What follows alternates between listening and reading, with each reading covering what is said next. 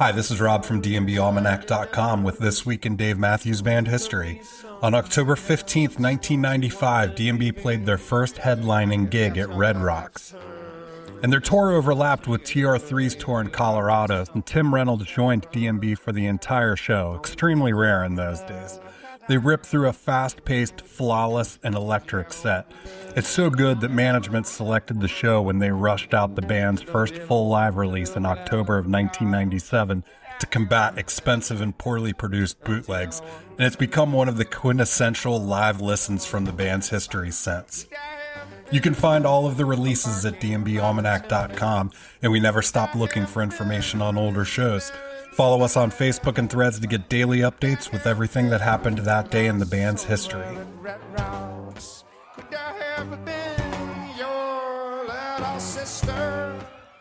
Have you ever stopped to think about the fans behind a band? What is it about the music that keeps fans coming back for more? Or is there more? My name is Renae Lipsmeyer, and I am the host of this podcast, The Space Between Podcast, the podcast where we talk about the fans of the Dave Matthews Band. Each week, a fellow DMB fan joins the show to discuss their journey with the band. Welcome to The Space Between Podcast.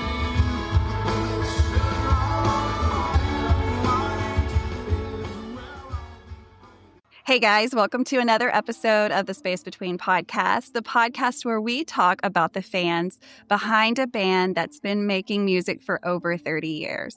And of course, if you've been making music for over 30 years, you have a following, because without a following, you don't last 30 years. So Dave Matthews Band has quite the following. I know that Dave laughs about saying he only has 30,000 fans, but they all follow him to every show. And while that might be true, are we ever really going to have clarification? Should there be a DMB fan poll? I don't know. How many fans are there? I don't know, but I am on a journey to collect as many fan stories as I can so that we can document the difference that this music has made in so many of our lives. Where did we find Dave Matthews Band? When did we find Dave Matthews Band? And why in the world are we still listening to it after all these years? So every episode, I have a fan of Dave Matthews Band come on the show to share their journey. And whether it's been 5 years, 1 year, or 34 years. I met a guy the other day that had just met the band 3 years ago. So there are just every kind of fan. And today is no exception. I have a fan of the Dave Matthews Band on the show to tell us her journey. So tell us who you are, where you are, and tell us something cool about you. My name is Becky Petragala. I'm located in upstate New York. I live an hour south of Syracuse in Binghamton, New York, and I am a clinical social worker. I work primarily with adult acute psychiatric inpatient and drug and alcohol addiction. Awesome. I love your story already. Just that little bit about you. I was a nurse for 15 years. I've changed my career now to podcasting, which is a weird change of events from nurse to podcaster. But you know what? I'm willing to be one of the first to do it. So here we go. But of course, I worked in mental health many years. Mental health is such a passion of mine. I talk about it daily because of this music that we're going to talk about and how music really is a tool in saving lives. And so I'm so excited to hear your journey. What does life look like on a daily basis? Like any pets, any things you like to do outside of seeing Dave? I have a 10-year-old little boy, so he is my daily, my everything, my why. Every second. Yeah. So lots of baseball. And I do have a little dog. His name's Waylon, and he's like a terrier Shih Tzu mix. He sounds like a country music singer. Waylon Jennings. Wasn't that the name? Waylon Jennings? His shelter name was Elton, which didn't really seem to fit him, so renamed him to Waylon. He was going to be music one way or the other, right? He was going to go the Elton way. Sure. Yeah. That's so funny, which is a good thing because your household loves music. Yes. So it all worked out. So tell us, this is the magic question that everyone answers, and you knew it was coming. Yeah. Can you remember a time in your life that you first heard about or heard the music of Dave Matthews Band? Yeah. We're going to take it back to 1995. So. Wow. Yes. You've had a long journey then. Yeah. So the summer before my 8th grade school year, back when MTV played music videos, they used I wish for those days. I don't know if anybody remembers, but they used to have these things called buzz clips, and they would show like new artists, like a little vignette of their video, and then they would later play it sometimes. They had the buzz clip for What Would You Say? And I would see it and be like, okay, skip. But it started to play over and over. And it was right around the time that Blues Traveler, I think, had Hook or Runaround as their buzz clip too. And I was kind of getting the two bands confused at first. And then, so they had What Would You Say? And then I think Ants Marching came out after that. But what really got me into the band was back when I was younger, they had like 17 magazine and YM, and they used to have forgot about those too. Advertisements in the magazine where you could send away for like 10 CDs for a penny. Yeah. Yeah. Oh, yes, like Columbia or BMG or what? Yes. So I asked my mom if I could do it, and she's like, absolutely not. No. And so I did it anyways.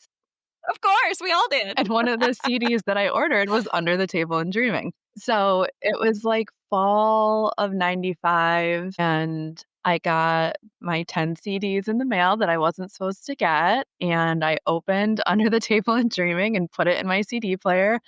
And it wasn't until track number 3, Satellite, where I was like, okay, all right, what's this? What's this?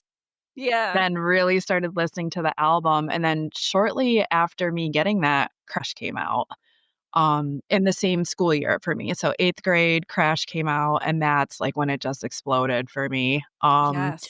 And then, so that was going into high school. And then freshman year of high school, they played my hometown. They came to our arena here. So I got to see them for the first time in 1996. As a freshman. So how old were you then? Okay, so a freshman. I was like 14. Okay, so what's the scenario? Like, you have to ask your mom and dad, of course, right? So were they like, what? No, I mean, were you a concert goer before this? I had just gotten into it like the year prior. So Green Day had played here. So my parents let me go into Green Day, but they came with me. Yes. So this was like, that's okay. Yeah. So this was like my first, I can go with my friends. So I went with a couple of friends from school to see them. And then I went through the rest of high school. I didn't see them again. And then I went off to college, still obsessed. I mean, by this time we had gotten Before These Crowded Streets. So went off to college. And what was it? February of my freshman year of college, Every Day came out. My roommate in college hated the Dave Matthews Band. So she was really big for like rave music and techno. Sure. And then my whole side of the room was just Dave. Everything was Dave. Did you have posters and everything? Everything. And our campus bookstore had tons of them. So I really lucked out. My dad used to send me like an allowance to school. I said, Dad, Dave Matthews is coming to Buffalo. Can you, instead of sending me my allowance this month, can you buy me tickets to see him in Buffalo for the Everyday tour? So he did. I know the results of this story with your dad. I know he did it. So we're heading into our second show. Yes. But let's go back to the first show because, like you said, your parents dropped you off. You were with a group of friends. And did you know what to expect? Because the only reason I ask that is because you know that the albums are so very different than hearing them live. When did you realize that? Did you already know that? And like, take me back to that day and kind of tell me some things that you remember, if you do remember anything. I don't remember a ton. I remember our arena is very tiny. It only seats like 3,000 people. So this was a very intimate show. Awesome. Yeah, I mean, they had the floor open and then they had the seats. At the time, we only had Under the Table and Dreaming. And I think they had just started to play some stuff from Crash because it was like still for the Crash tour. Stay with us. We'll be right back. What's up, y'all? This is David with the Dave Matthews Tribute Band, also known as the DMTB, and I'm here to tell you about our 2025 Sun's Embrace Summer Tour, which is happening now up and down the East Coast.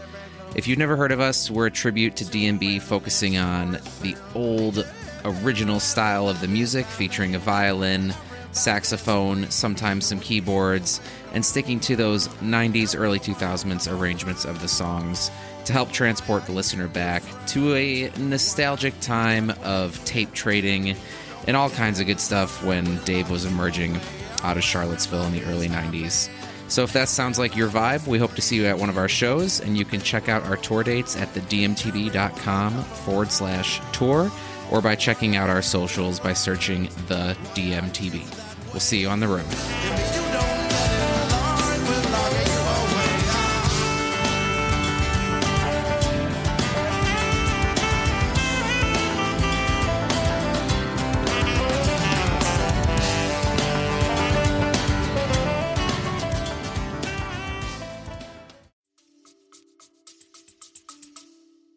Right. So I was lucky, like I knew every single song that they played. I remember it being incredibly hot in there. Like our school newspaper did an article on it and of how hot it was in the building. I was so young, so it wasn't like what I experience now or what I experienced later. Of course. It's quick, mom and dad drop you off, and then you be right back here when we come get you. Right. Compared to the other concert I had only gone to, I'd only seen Green Day. So there was no mosh pit. There's no like Right, complete like day and night, but still fabulous. Yeah, it was great to hear the songs I was hearing on CD and see them live, but Yeah. it didn't hit me yet. Like, it was just I think it was more, "My gosh, I get to be without my parents and do something cool." Oh, You know? yeah, totally about that, and, like, checking out, I don't know, the boyfriend situation, but, like, boys and all the drama that comes with being Yeah, that yeah, age, it's yeah. no, I it's hard to remember those times, and I hate saying that because we're not that old, but are we?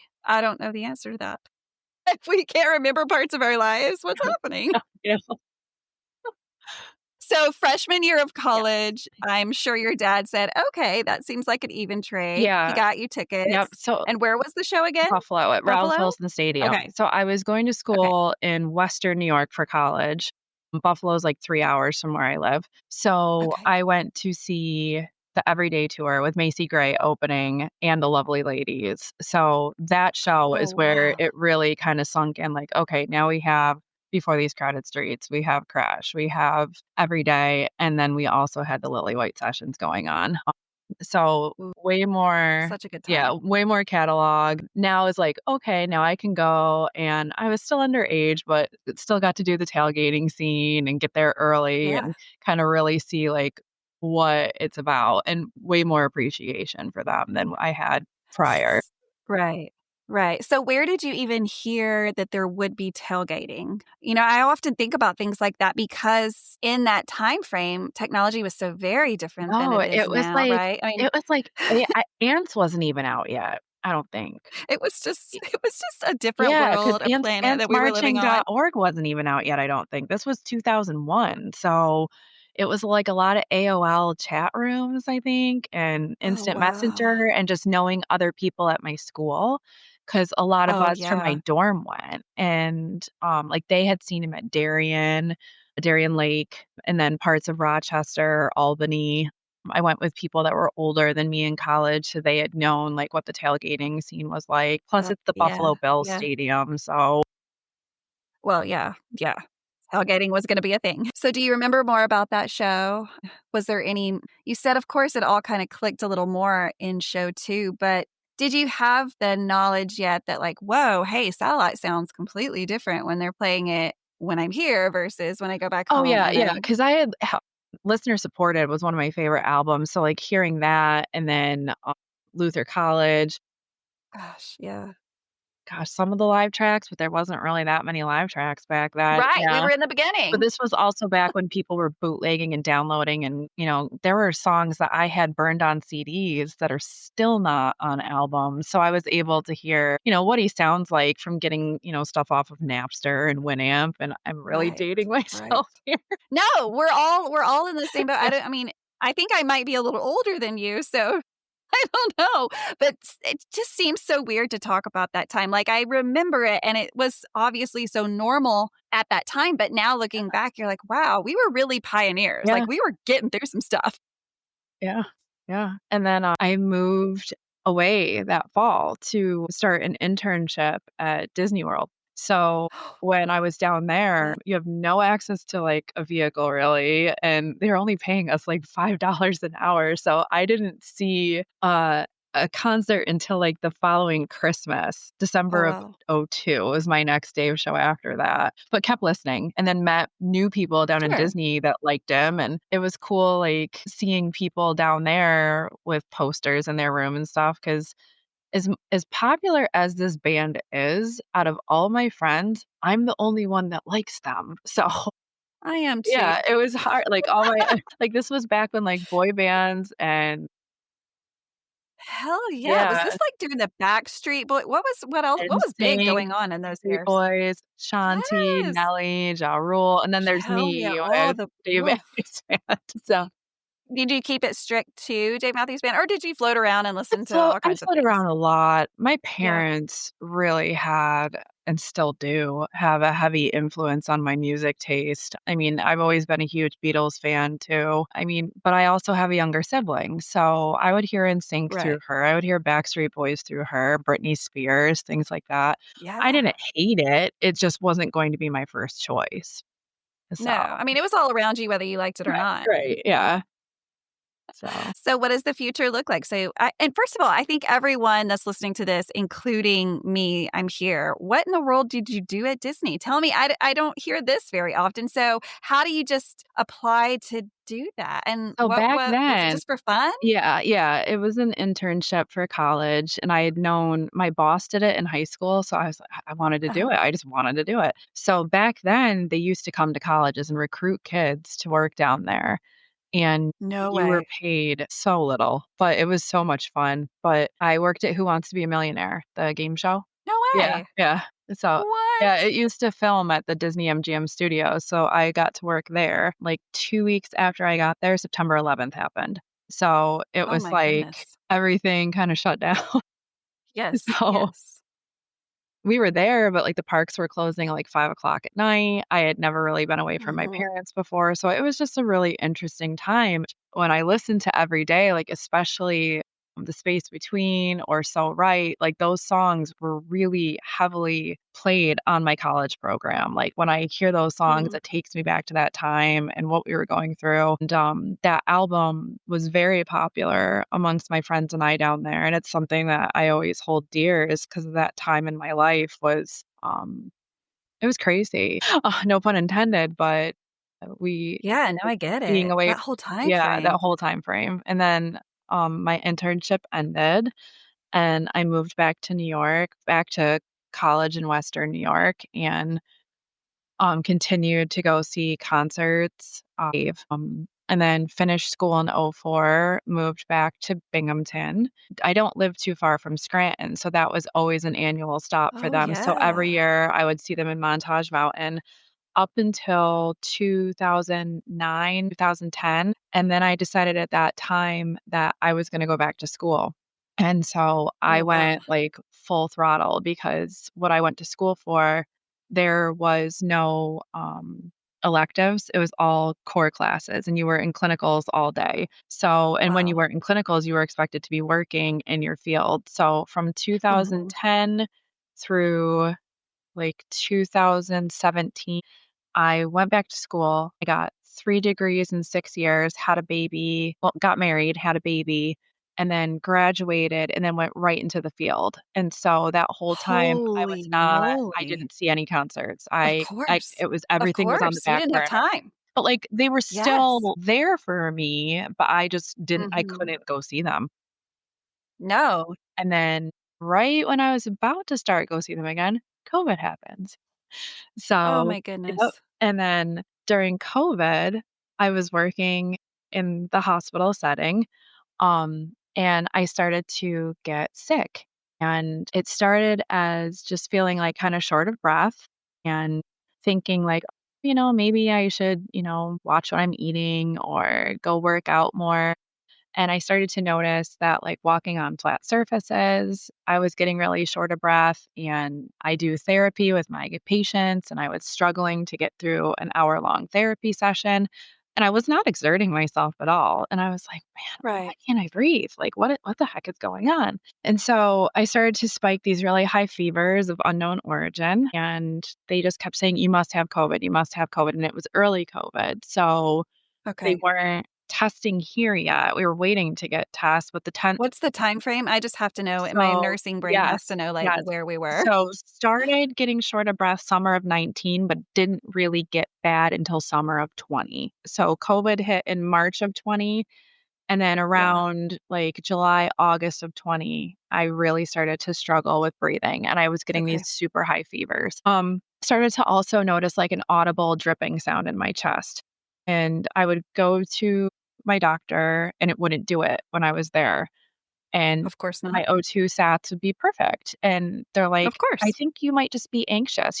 Everybody's kind of scared right now and having, like there's Yes. so And it sounds like that, right? So of course, you were probably like, yes, yes, but also the dripping sound is not a sign of anxiety. no, and neither are really high fevers. And No, not at all. I'm a therapist and I know what anxiety is.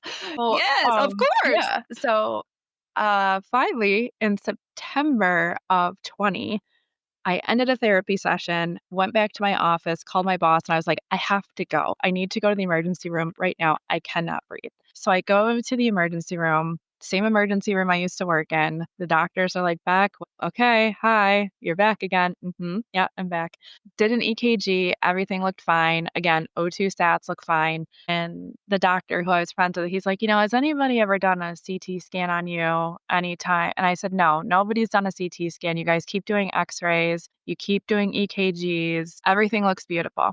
So they do the CT scan. And when you work in the hospital, like you start hearing things paged overhead, you know who they're paging and what's going on. And I'm sitting here and I'm like, Exactly. okay, like, all right, what? Okay. I'm hearing like thoracic surgery, pulmonology. Holy I'm like, shit. And you're like, that's me. well, I No, didn't know. God. Yeah. Like I wasn't connecting two and two. And then one of the ER Yeah. techs who was my friend came in the room and he starts putting me on O2. And I was like, what's going on? Like, why do I need this? And he's like, has the doctor been in to see you yet? And I said, no. And he's like, all right, he'll be in to see you. So the doctor comes in, who's my friend. And he's like, all right, so I got good news and bad news. He's like, what do you want first? And I was like, good news. And he's like, well, the good news is you're not crazy. And I was like, okay.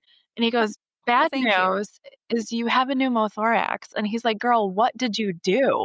And I said, What? yeah. And I was like, I didn't, Okay, for anyone that's yeah, listening, explain what that is. Because my we lung explain what collapsed. that is for Yeah, everyone. my lung collapsed. So he goes, what did you do? And I said, nothing. And he goes, you haven't been in a car accident? Like you haven't fallen? Nobody shoved you? I'm like, no, no. Like I said, I can't breathe and I can't breathe for a while. And he's like, all right, well, I didn't need a chest tube at the time, but I needed oxygen. So they sent me upstairs for a week on O2 and continuously monitored with x-rays. And I met with pulmonology for the first time. And I said, is this something that could be genetic? And they said, why would you ask that? And I said, well, my mom gets pneumothoraxes and my grandfather has had a couple. And they said, there are a couple things that could cause a genetic pneumothorax, but you're like a young, healthy woman.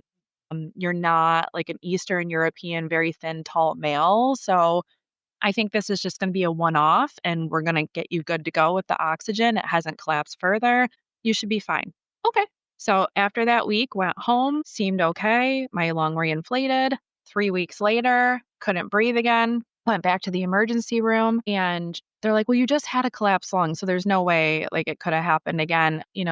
You're probably just having like a pleural effusion or something. They didn't want to do more radiology because they had just done radiology, but they said, do your lungs normally sound diminished? I go, I don't know what diminished means. And they said, well, let's just send you for another CT scan. My lung had completely collapsed. So the first one was a minor collapse. This time was a big one. So I got transferred to another hospital because they don't have thoracic surgery at the hospital I went to. Holy shit. And they did a chest tube. And the thoracic surgeon said, your lungs are full of blebs and cysts. And he goes, if I don't go in and operate, this is going to keep on happening. And I said, like, what do you mean, like, operate? And he's like, well, I want to do a special kind of surgery that will strip the lung lining of these blebs and cysts. And then we'll tack your lung to your chest wall and your diaphragm so it won't keep happening. And I said, no, I'm good. I'll just take the chest tube, like the chest tube. Wow. That sounds horrible. So he goes, if it happens again, you're going to the OR. He said, okay. So I was hospitalized for like 5 days and then I went home chest tube came out. I stayed home on light duty from work. And then that was Halloween of 2000. By Christmas, it happened again. Same lung. Well, back up right quick. And you just Yeah. got me fascinated with the whole chest tube Yep. thing. I have never had one, but of course, seen them. Yeah. If someone's listening, I want you to explain because it is not a little thing. No. It's a big deal. So explain to me like what they told you, how it went, and then having it removed and all of that fun So information because I had it's worked not easy. in the ER for years, but I'm a social worker. So, I mean, I know what it sounds like when someone's getting one. And my mom had told me what it felt like when you get it. But honestly, like with how many medical advancements we've had throughout the years with many different types of surgery or equipment, the one that really has not had any change is a chest tube. It is I think we're barbaric. still using the big glass bottles to drain it in Yep. too. Yeah. It's wild, but hey, So, it's working. yeah. So they didn't give me ketamine or anything for it. Like I raw dogged a chest tube, like 15 vial. So they cut you open Yeah. And then they start and with they stick a the tube. small needle, and then they get bigger and bigger. And then eventually it's about this big, the one that's going into you. So, but I felt everything. The lidocaine didn't even touch it. Like I felt everything. Did they say that you had to do it that Yeah, way or it was well, it was either gonna be do that or go right to the OR and get major, major surgery, and I wasn't prepared for that, and I didn't Okay. understand what was going on at the time. Sure. I really thought this would be a one and done. Sure, of course. So I had the chest tube, had my little friend with me I was in the ICU for 2 days and then got moved to a step down on a floor, and this is all during COVID. So no visitors, no family, like, you're completely alone because Oh, I wasn't even thinking of yeah, that, of no, like, course. you can't have It's any terrible on top of terrible. yeah. So I was, like, FaceTiming people. That was the first one. So then that was Halloween of 20. Okay. Surgeon said, "This is going to keep happening," and I really didn't think it was going to. I was like, "Nope, this will fix me. We are good to go." By Christmas, it happened again. And so when I went back to the ER, he kinda chuckled. He's like, "I told you this was gonna happen." And I was like, "Yep." He goes, "You're not going home." He goes, "I can't discharge you." He goes, "You have to go to the OR." And I was like, "Fine, I'll do it." So I didn't know what I was in for. They tried to do it laparoscopically, and they couldn't. The way my anatomy is, my lungs sit very high up into the back of my chest wall. So they did a thoracotomy. What like should have been like a 2-hour surgery turned into like a 7-hour surgery. My God. But what they did is a procedure called a mechanical pleurodesis. So what they do is they open up the lung lining and they scrape it out, the part that is like full of blebs, to try to get as many blebs out as they can. And then they did what is called a wedge resection. So they removed the part of the lung that had the most blebs, and then Uh-huh. they tacked it to my chest wall and my diaphragm to hold it up. Because like with that surgery, it's meant to be like when you have a heart valve replacement. It's like car parts. It's gonna hold you over until you need it again. So I Yeah. had that done in January of 21 and it was successful. I mean, I had some complications afterwards, like a couple of pleural effusions and stuff, but I did okay. And then right around September of 21, my right lung blew. So they did everything. He goes, "We're not going to even do chest tubes. Like, we're going right in and we're going to get this taken care of on the right side." So they did the same thing on the right side.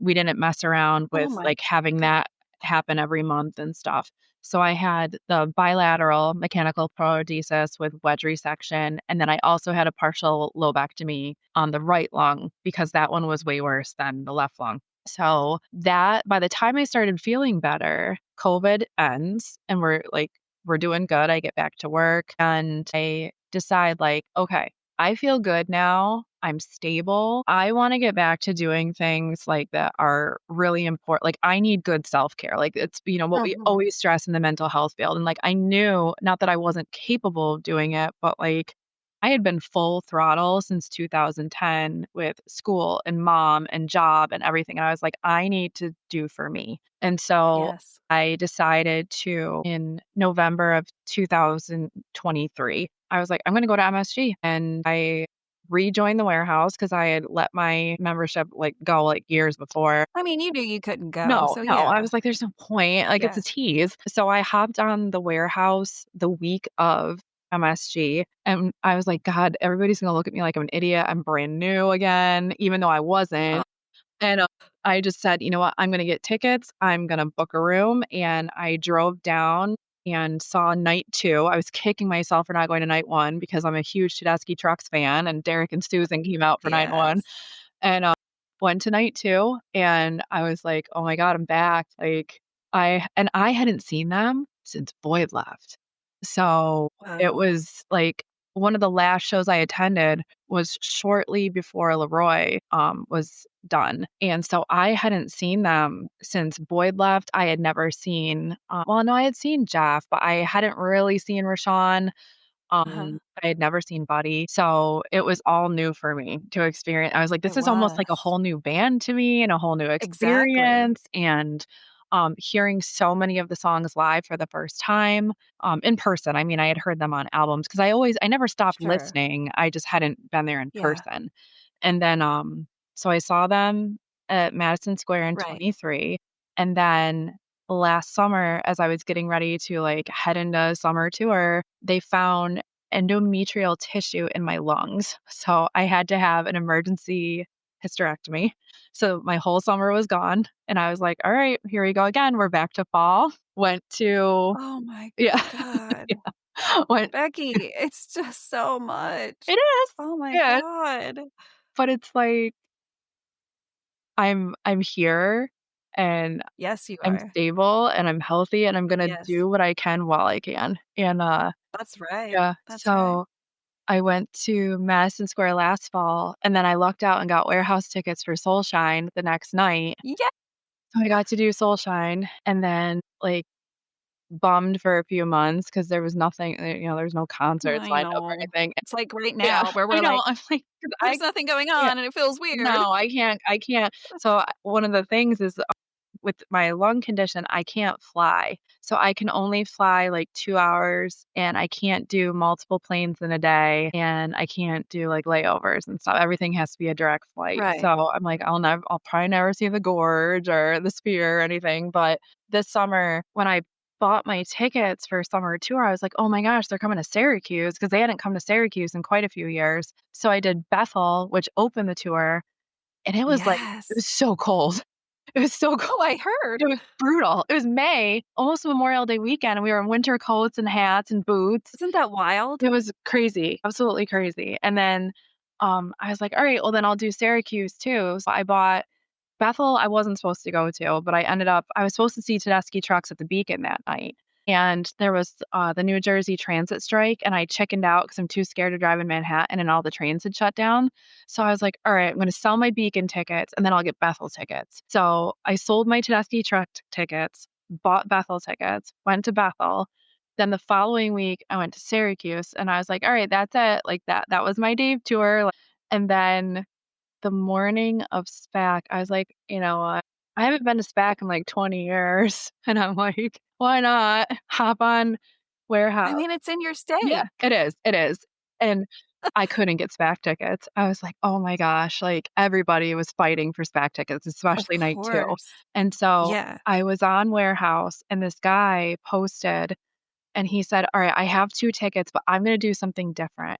He goes, I'm going to post them and I'm going to give everybody till 3 o'clock to just say, I want them. And then from everybody who says they want them, I'll just pick someone at random. And he picked me. And I was like, holy crap. Yeah. What? Yeah. So I got to go to SPAC. And then after SPAC, I was at work and I had thought about going to Camden, but I was like, no, there's no way I can pull Camden off. And I had looked at my How far is that for you? Camden's 3 hours, To drive? 3.5 Okay. Okay. hours. But you Okay. gotta drive through Philly, and that's intimidating to me. So I was at work, and I happened to look at my Hilton app, and I had been watching the rooms in Camden for a while, and that's why I talked Yeah. myself out of it because I was like, "These rooms are like 5, 6, $700 for one night." I'm like, "No, I'm not doing that." I'm Nope. like, "Those are Yeah. Disney rates. Nope." Yeah. Yep. I woke up the morning of Camden night 1, which was a Friday, and I looked on my Hilton app, And the rooms at Penn's Landing were only 200 and I was like, what the heck? And then I was like, maybe I could get a Camden Night One ticket. And I got on Warehouse and I scored one pit ticket and my friends were gonna be there. Like I've made friends now. Yes. So my friends were gonna We'll talk about I want to talk all about that. Yeah. So I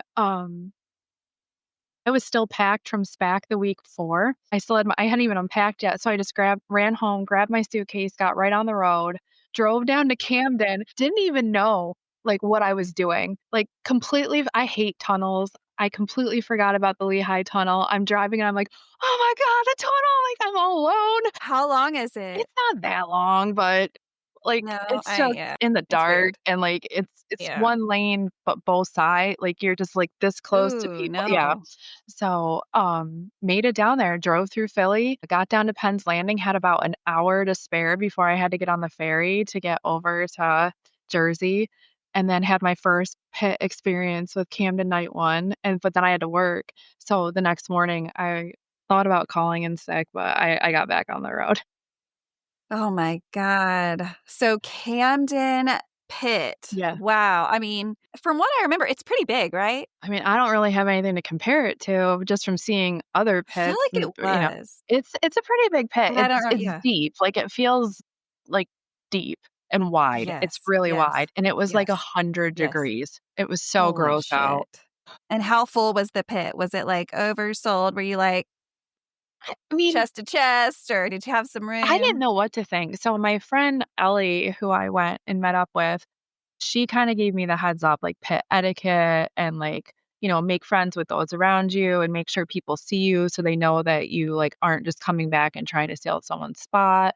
Right, right. There were no bottles or cans allowed in the pit. So it was because we would like buy our drinks and where I bought them at, they didn't ask you like where you were going to be sitting. So I had like two Sure. huge cans. And then as I went to enter the pit, they're like, nope, plastic cups. So you had to dump everything into these plastic cups that were huge. They were like this tall. So, but I felt everybody was very respectful. I didn't know what I Oh, was going to be good. walking into. I mean, I can only compare it with, like, other concerts where people are just jerks, Right.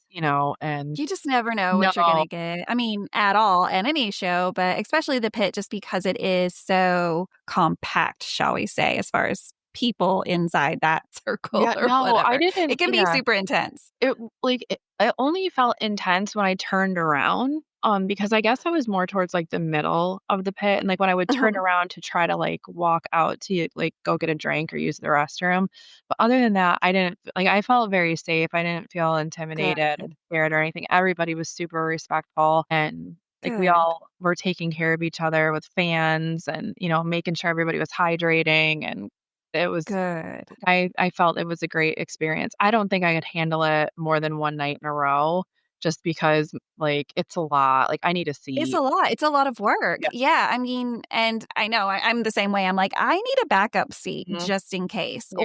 I've just reached that time in my life where a seat is very nice to have for just in case. Yeah, yeah. No, I did 2 nights on the rail at Tedeschi Trucks last fall at the Capitol, and I was like, "Man, I'm not cut out for this life anymore." Like, I Wow, just it's yeah, hard. It is really hard, and we are not I mean, not that there aren't 20-year-olds there, but it was but just a different yeah, that was just a different body that we had at 20 versus this age, and yeah.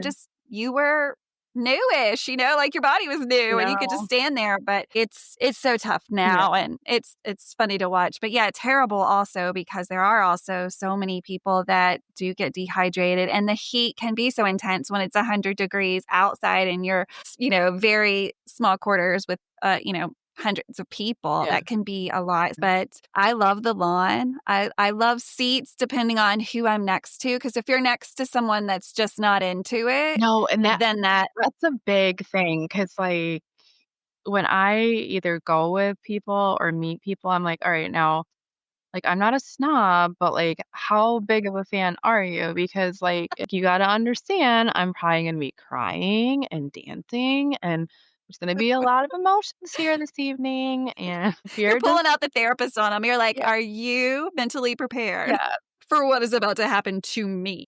like, you think you know me, but you don't know me. Not until you take me to a Yeah, Dave Matthews Band yeah. concert. And there is all that. And it feels so good when you can respond that way to music or hell, to anything, to just like let your guard down and feel whatever your feelings are. Yeah, That will refill you and make you go back to work and make you get back to your kiddo and your busy life and just say, okay, I got a full tank right now. No, I had SPAC night too was huge for me because when I had my surgeries, part of the way that they would like help people feel more at ease because of COVID and everything is they said, "What music do you want to hear in the operating room?" So as you're going under and you're coming out, at least like you have something of comfort for you. And I said, well, like if you could play like the Beatles and Dave Matthews Band, like that would be really good for me. And um going into surgery, like I had like my wisdom teeth out and stuff, but I had never been through anything like this before. So Yeah. when like when they go to do your arterial lines, like they start to make you sleepy before you even hit the OR. So like I remember like them taking me to the OR and I remember getting into the OR and hearing Dave Matthews playing and I was like trying to sing along with it and so like you're a mess. Like you're not no. Yeah. And I remember coming out of my first surgery and I mean, I obviously was out way before I realized I was out of it, but the song that was playing was Pig. And Oh, wow. I had never heard Pig live, and it's always been one of my absolute favorite songs by them, and so I've been chasing it since I started going back in 23, and last summer, it was, like, the big summer for Pig. It was always PNP Pig, PNP Pig, and I would see it, tease, and I'm like, "Oh my god, they're so lucky, like, I wish I was at that show." I went to Bethel, no Pig. Went to Syracuse, no Pig. And I think it was right after Syracuse, he played it for the first time this tour. And I was like, gosh darn it. And, Yeah, I know. It's supposed to so be I know. me.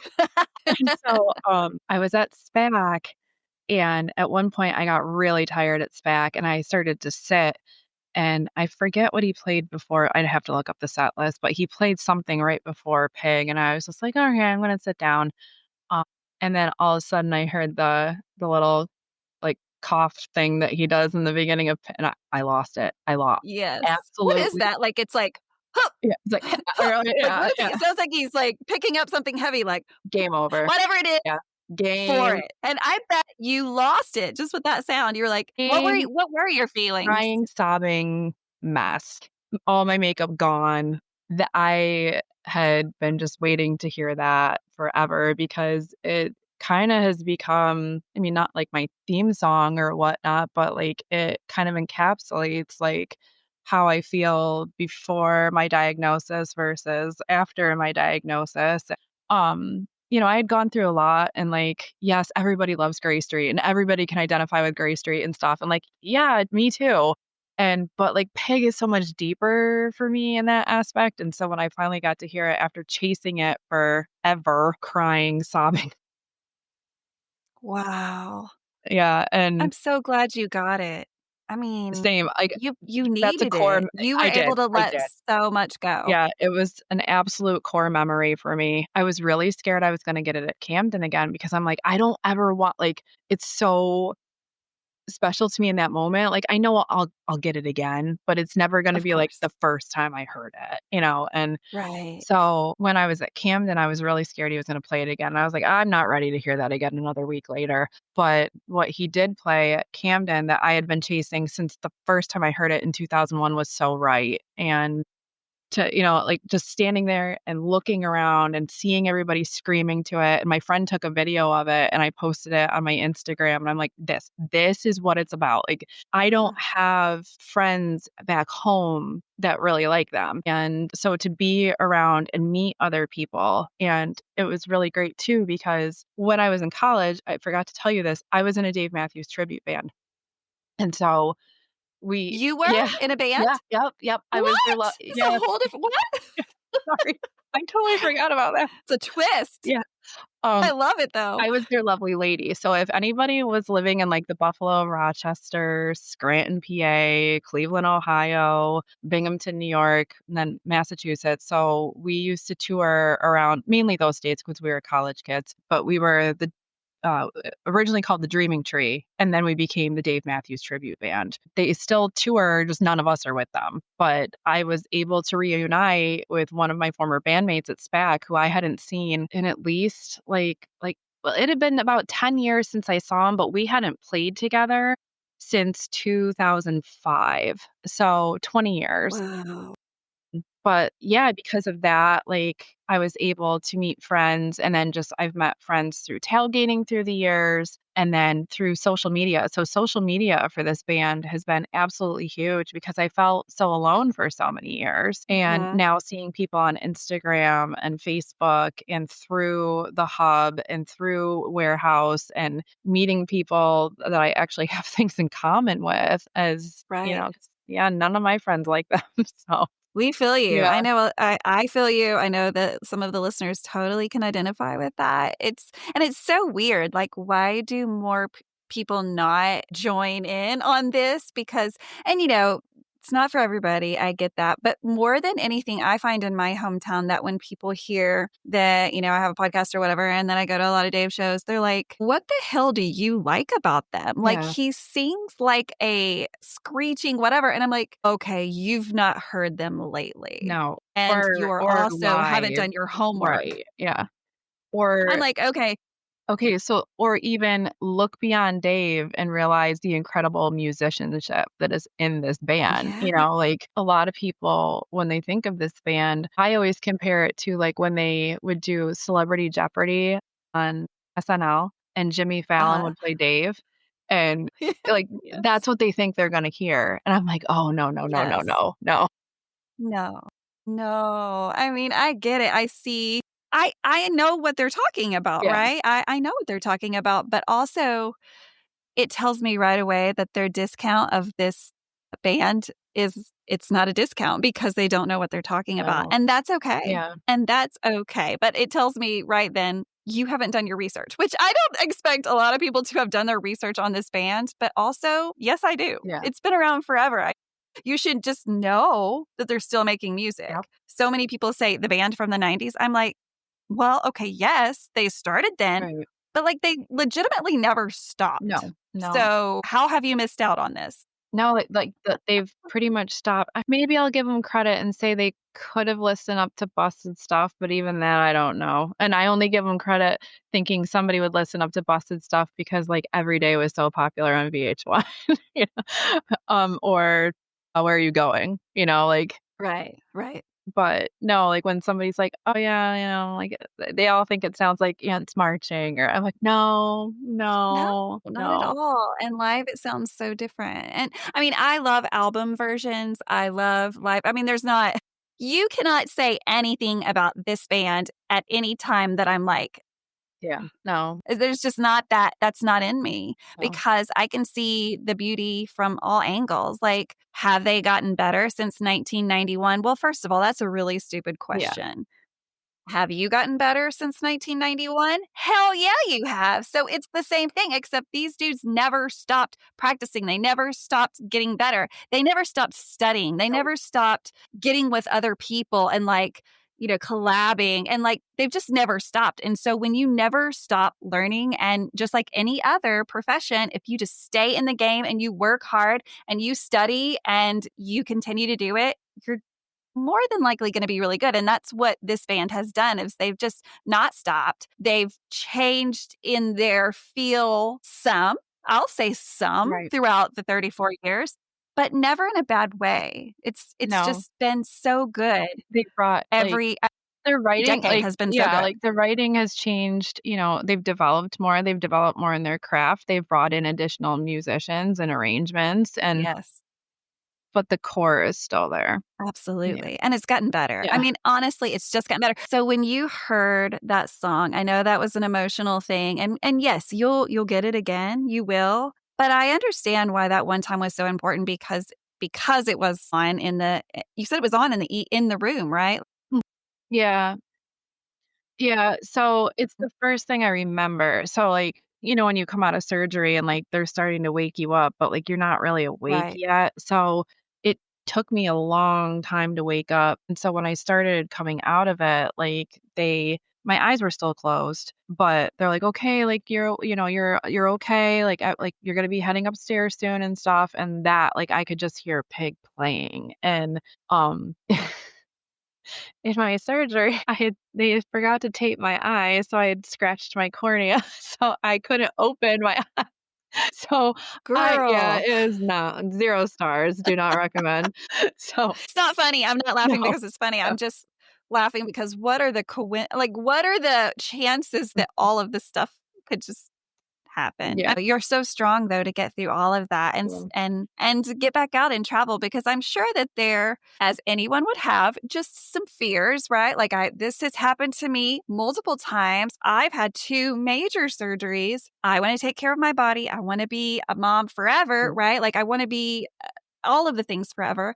But I'm thinking in my head, what more perfect of a song than Pig to be on, and how it's always one of my go-to songs. And I think a lot of people, just because it reminds you over and over in that song, don't burn the day. Don't burn the day. We Yeah. are not promised tomorrow. We're not promised the next hour. And so don't burn the day. That song speaks, and I haven't met a person yet that doesn't love that song. No, yeah. So it's just the perfect song to wake up to, but also to hear after you got through it. And so it always will be a very special song to you. I love that. I love that for so many reasons, because so many people love songs for different reasons. And that is your reason. Yeah. And I can totally see it. No, it was definitely a core memory. Like, I'm not one of those fans that's like, I can remember like this version from this date and like how long it went on for. Like, I'll look back at my hub and I'm like, I heard that. Like, I don't even remember like For from real. 20 years ago, but like this one is a definite core memory. Like, Yeah. because I didn't think I was getting it that night. I was like, I think he had just played it. I forget where they were before SPAC. And when you can get a feel for a set list, and like, as much as they aren't predictable, sometimes he can be a little predictable. And I was like, sometimes, I was like, we're kind of into the part of the set list where it starts to go into too much and word up, and anyone seen the bridge. And I was like, he's not going to throw this towards the end of the night. And then he did. And then he went right into Loving Wings, which I was like, oh my God. Are you joking me? No, it was so good. So good. But who was around you at that moment? Did you have friends around you? yeah, Did you just yeah, have some? yeah. Yeah. And my cousin, Did they understand what was going on? Yeah, yeah. Yeah. Because I've always warned anybody who comes with me. I was like, if I hear Pig, like, just let me go. Like, I'm okay. Like, I'm just warning you that it's going to be a very emotional experience for me, especially like if you're not like as familiar with this band. Like, it might be not scary, but like, I'm not hurt. I'm like, I'm okay. It's just like, Yeah. I just know if it ever happens, like, I'm not going to look like I'm okay. Yeah. I get that. Yeah. I get that. But I know it must be weird because obviously there's a lot of people at shows that have maybe never been to a show, or it's been 20 years or whatever. And so to just see people break down crying, it's your natural thought process to just be like, oh, is she okay? Yeah. But if you've gone enough, you know that you'll see tears at every Dave Matthews Band show, because this music really has gotten people through some shit. It has gotten you through some unbelievable things. I mean, as you're telling this story, I'm like, wow, this is really heavy. Really heavy. And this music has just done this for so many people. It can't be discounted. And as a therapist, I know that you can definitely agree with that. Music is a therapy. It's a form of therapy, and it can do so much for us. And when you think about it, like, I don't know how long you've been listening to them for, but I've grown up with this band. I mean, from middle school all the way, I'm almost 44 years old. So that's more than half my life. That's your whole life. Three quarters of my life has been with this band, and seeing them grow and change. I mean, I don't know them personally, but we know of them, right? And just like, they are the soundtrack of my life. Yes. Yes. And I'm sure with many you can't really other say that people about. too. Absolutely. Yeah. It's said all the time that it's the soundtrack of their life because it's been the one constant. Yeah. A lot of us have gone through living in a million houses, been through a million relationships or just problems, surgeries, whatever it is. But this has been a constant for 34 years in so many people's lives, or for the last 10 years or whatever.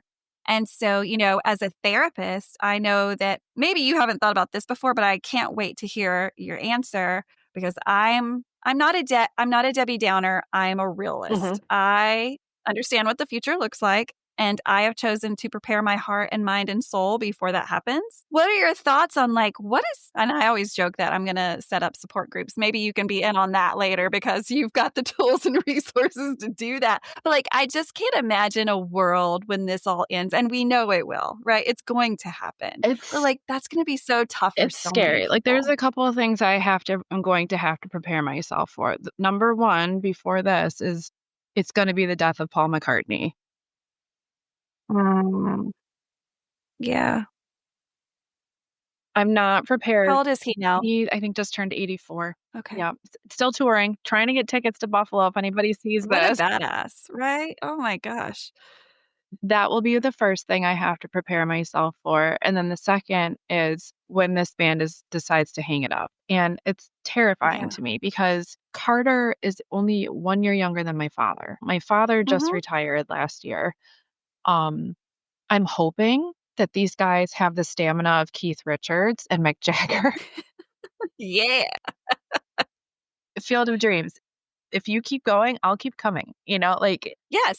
That's a promise. And we'll sign a contract. We will keep coming to your shows. Yes. But I don't know if that's the life they want forever. Of course. And there is that other side of the story of what are their wishes and dreams? Right. Obviously, we know they're happy or they wouldn't continue, but there are things to come, right? Like being a grandparent, which has already happened, but wanting to spend that quality time with your kids when they get married and just all of those things that are yet to come that they haven't quite hit yet. Right. And we know that's going to have to make a change in their life. And we're so happy for them. So happy for them. This is just great. What are we going to do?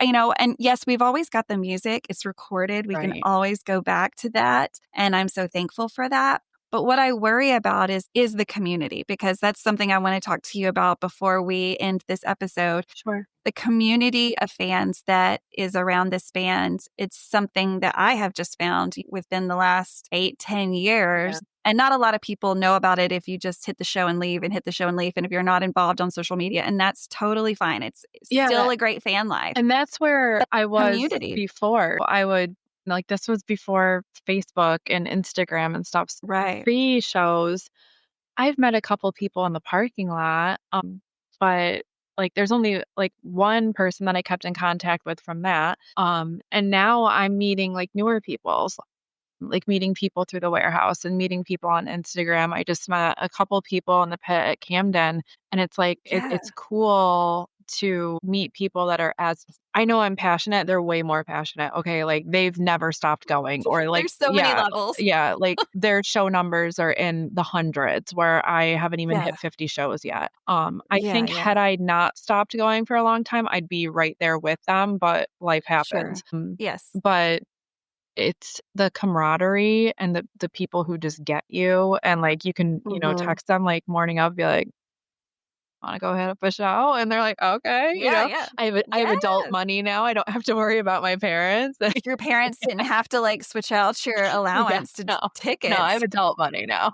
It's I don't really do anything else for myself. So this is, this is your sports team too, right? This is your passion. And I just feel like that's an okay thing because it does so much for your spirit and your soul and your mind and your heart and your lungs, right? It's just doing so much for you. Well, and I think it's funny too, because so people who don't listen to them, a couple of my coworkers are like, you're going to see them again. Didn't you just see them? I'm like, right. You don't gotta never play the same set list twice. It's my therapy. It's, that's where I'm me. I'm a mom and, I'm, yes, but this is a different me. This is, right. I'm not a teenager anymore. I'm not in my 20s, but this is just Becky. Yeah. This is just Becky, not mom, not anything, not anything. Yeah. This is just Becky. Yeah. It feels good to do that, right? It does. Yeah. I'm no one except myself. I don't think about work. I don't think about any bill. I don't think about all the things that get in the way and kind of can disturb our thoughts a little bit. Just be you. You're automatically having connections with the people, because guess what? You've got something in common automatically with every single person there. Right. And I don't have that's to their love for explain this anything music. to them. Like they get No, it. They get it, they get it. Yeah. Yeah. Yeah. That's just been such a big part of my journey. And that's what I worry about the most, is just like, will we have these opportunities? Will we continue to meet up? Will we continue to have these things where we can talk about our memories?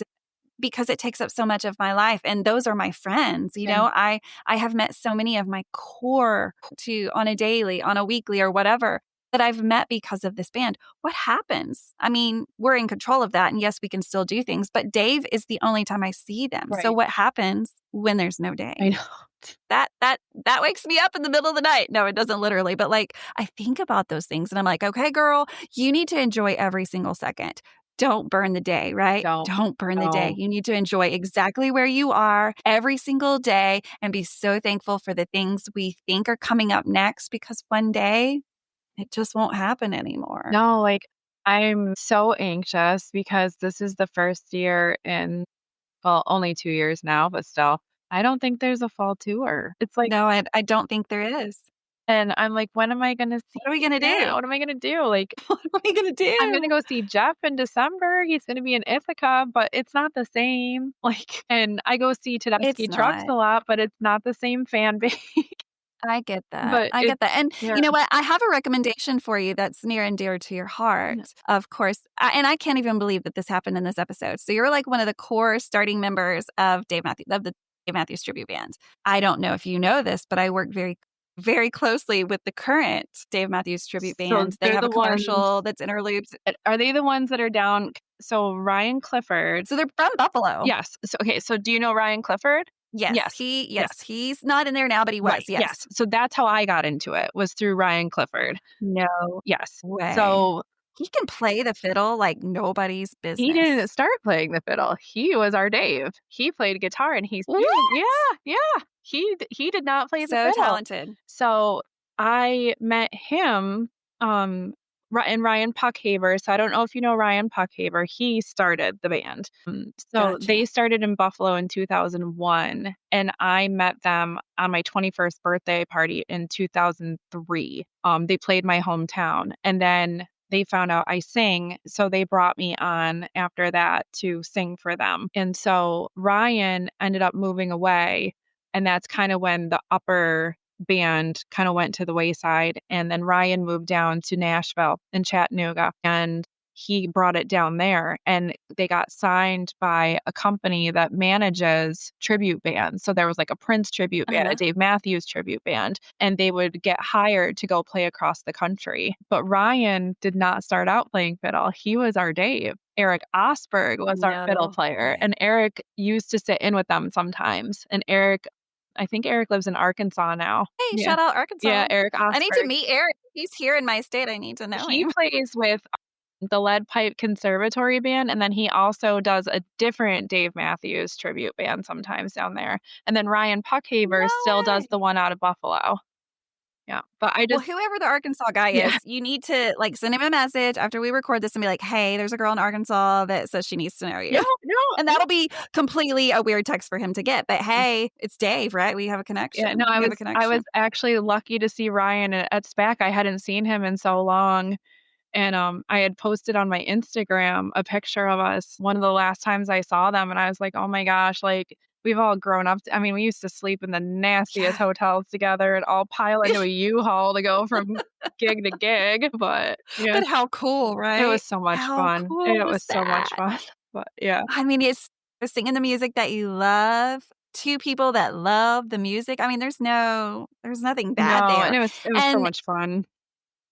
I bet. I can't imagine. So I work very closely with the current band. I know they've just released their fall schedule. Mm-hmm. So if you've never heard of the Dave Matthews Tribute Band, it is simply like as a website, so super easy. They're all over Instagram, Facebook, whatever you're on, they are on. They have a website as well. But here's what you need to know about this tribute band. So this tribute band now, and I can't speak for your time, but now they really do pay tribute to the beginning sounds of Dave Matthews Band. So if you go see them, you're not going to hear what the band sounds like now. No. You're going to hear somewhere between 92, 93, and maybe 99, 2000. That's really as far as they go, but they do have the fiddle. They have all the old sounds, and these guys are tearing it up. They're so, so good. I've never heard any complaints. So definitely check them out. If you're listening to this or watching this, check them out because that will give you something to do in the fall. And they realize that Dave is probably not touring this fall. And so they're so excited. Yeah. They're so excited because they're like, yay, like we're going to have new people that will come and get their Dave, from us. And so definitely check them out. That's something to do this fall, right? It's if they come something they more come near me. I think they played they played the Capitol Theater, I think, Garcia's, which is like a club. It was Jerry Garcia's favorite theater to play in. So Oh, they have a wow. lounge off to the side of the Capitol Theater called Garcia's, and I'm pretty sure they just recently played there. That's like 2.5 hours from my house. But no, I Wow. laugh because like when I was with the band, I mean, we were only up to Busted Stuff, I think, at that time, and it Right, just right. always reminds me of like. I think it's Step Brothers when there's that Billy Joel tribute band, and he's like, "We only played '90s, Joel." We only played '90s, Dave. It Yeah, is what it is. And yeah, so many people love that because they miss that sound. Maybe that's when they found the band, or they're just really into the sound because it does sound completely different, no, yeah, right? because we And used I to love like have to get really creative because there was only a couple songs for the Lovely Ladies. So I would sing on like Best of What's Around. I would sing on Granny. I would sing on, well, we used to sing True Reflections. So Yep. yeah, like the listener supported version of True Reflections. So finding stuff for me to sing on too. So I wasn't just showing up to sing one or two songs. So, Right, right. but Make no, it worth your it while was, for sure, even though I'm sure it was a ton of oh fun. God, Just so much even if you didn't fun. have anything to Yeah. sing, just No. watching them, watching the Yeah. crowd, all of it is so, so, They were so like my fun, right? Just to brothers, watch so people. I was the only girl with them. I bet. Yeah.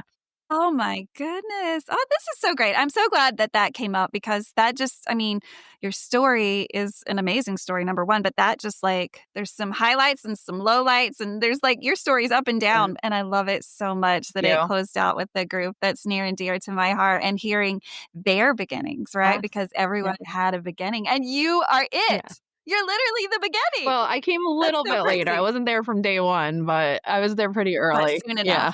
Yeah. Soon enough to be a lovely lady, Yeah. which is something I think that I would like to see every once in a while. And I say that because I want to be a lovely lady. You want to be a lovely lady. Like we're ready. God. Like Dave, you need some I'm like, background hey, vocals, women. Okay, Rob, yes, Rob, you can just throw me in. I know all the parts.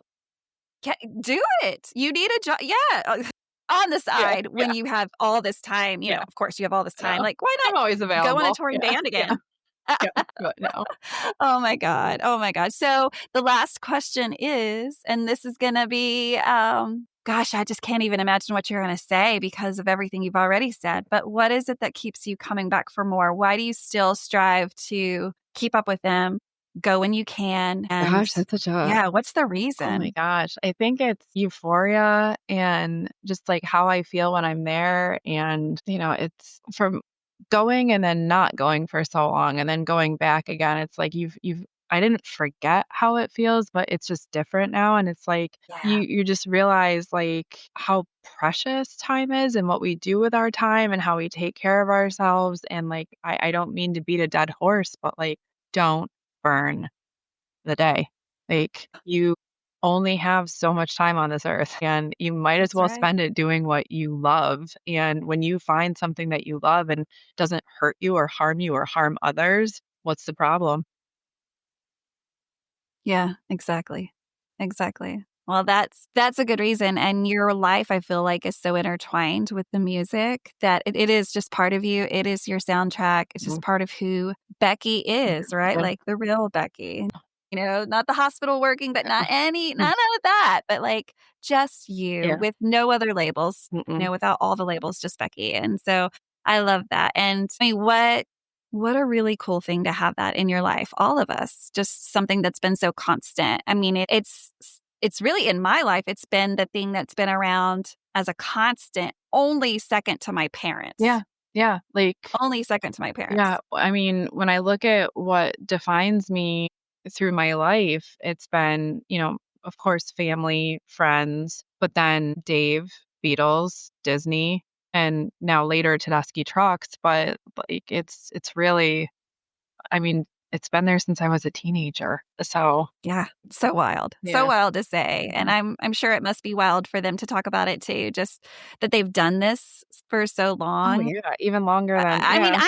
I can't imagine a profession where I'm going to do anything for 34 years. Not even one thing do I love that much, except, No. being a fan or whatever. But for them to do it for this long is wild and so exciting. But also, I can't imagine just the toll it has to have on you in some way, shape, or form.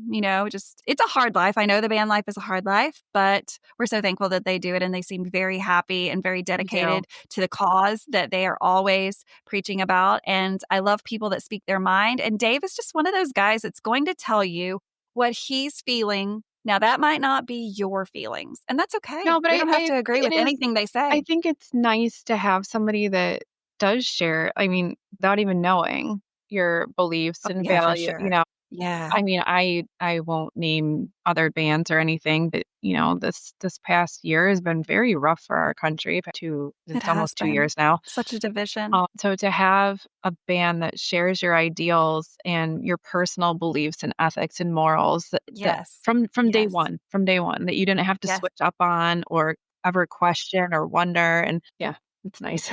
It's really Yeah. good. It's really good. And I think that they speak to the masses, but there's always, a few that don't agree, but that should be a beautiful thing in general, just because we have the freedom to choose. And it's okay if we don't agree. However, just like Dave said not too long ago, why can't we just grab a cup of coffee and talk it out instead of just spreading hate immediately? No one can understand that. I can't understand that. I'm sure you cannot, and Dave cannot. No, How and can we talk out both sides of our mouth when we say that we want to spread love and kindness and we follow Dave Matthews Band, but all the while we're spreading hate? Those two things do not no, align. I think he says it best when he says, "Be kind always, no matter."